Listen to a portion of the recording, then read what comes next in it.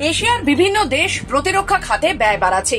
দক্ষিণ চীন সাগর ও তাইওয়ান প্রণালীর উত্তেজনা, যুক্তরাষ্ট্র চীন প্রতিদ্বন্দ্বিতা এবং ইউক্রেন ও মধ্যপ্রাচ্যে চলমান সংঘাতকে ঘিরে এই অঞ্চলের নিরাপত্তা পরিস্থিতি দিন দিন জটিল হয়ে উঠছে। ফলে সামরিক সক্ষমতা জোরদার করা এখন এশিয়ার দেশগুলোর জন্য অগ্রাধিকার হয়ে দাঁড়িয়েছে। সম্প্রতি প্রকাশিত এক প্রতিবেদনে বলা হয়েছে, দক্ষিণ পূর্ব এশিয়ার 6টি দেশ Indonesia, Malaysia, Philippines, Singapore, Thailand ও ভিয়েতনামের গত 2 বছরের প্রতিরক্ষা খাতে অতিরিক্ত 270 কোটি মার্কিন ডলার ব্যয় করেছে।